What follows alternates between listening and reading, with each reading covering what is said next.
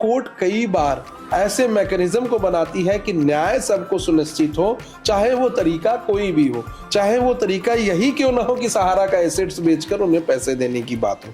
तो छोटे जो फ्रॉड है उनको छोटे स्तर पर देखा जाता है। एक इंडिविजुअल के साथ हुआ गया फ्रॉड, वो एक इंडिविजुअल के साथ फ्रॉड है। एक कंपनी जो सबके साथ फ्रॉड कर रही है, उसे ऑनरेबल सुप्रीम कोर्ट ने भी कहा कि इसे डकैती की श्रेणी में लाना चाहिए और ये बड़े फ्रॉड के तौर पर देखना चाहिए। बीएनएस में और बीएसए में यह कहा गया, यानी कि भारतीय न्याय संहिता और भारतीय साक्ष्य अधिनियम में भी यह कहा गया कि जो बड़े स्तर का फ्रॉड हो रहा है उसको नेशनल इमरजेंसी, नेशनल इंपॉर्टेंस की बात मानी जाए और उसमें ना तो एंटीसिपेटरी बेल मिले, जिसे अग्रिम जमानत भी कहते हैं, ना तो रेगुलर बेल मिले, और जब तक सबका पैसा न लौट जाए तब तक उस कंपनी को और इस अकाउंट को भी फ्रीज रखा जाए। सिस्टम की जो टफनेस है ये कॉमन आदमी के लिए ज़्यादा है या बड़े लोगों के लिए ज़्यादा है, या बड़े लोग आराम से निकल जाते हैं?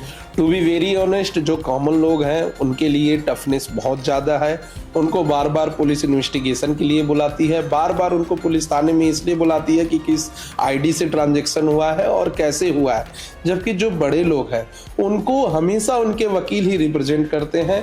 कभी मुकदमे होते हैं जब वो कहीं ऐसी जगहों पे जाते हैं, नहीं तो नहीं जाते हैं।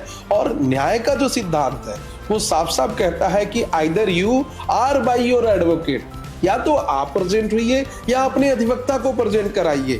जो बड़े लोग होते हैं उनके केसेस में हम देखते हैं कि उनके अधिवक्ता ही जाते हैं।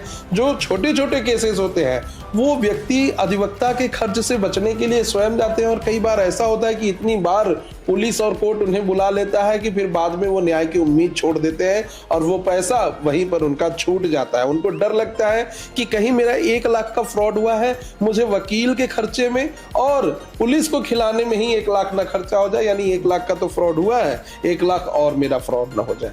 तो कहीं ना कहीं जो बड़े लोग होते हैं उनके लिए कानून सरल है। जो मिडिल क्लास के लोग हैं या जो लोअर क्लास के लोग हैं उनके लिए कानून अभी भी टफ है, उनको न्याय पाना अभी थोड़ा मुश्किल है। इसको और सरल किया जा रहा है। ऑनरेबल कोर्ट कई सारे ऐसे डिस्ट्रिक्ट में, स्टेट में, हाई कोर्ट में फ्री, यानी कि फ्री में लीगल सर्विसेज प्रोवाइड करा रही है।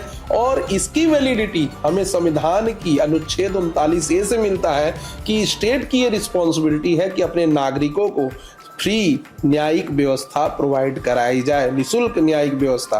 और इसके लिए कई सारी अथॉरिटी अभी निचले स्तर से ऊपर तक सुप्रीम कोर्ट तक चल रही है। आप अगर सुप्रीम कोर्ट में भी आपका केस है और आपके पास वकील करने के पैसे नहीं है तो फ्री लीगल एड आपको मिलेगा, आप उनके माध्यम से अपने केस को रिप्रेजेंट करा सकते हैं। ये बहुत अच्छा कदम है।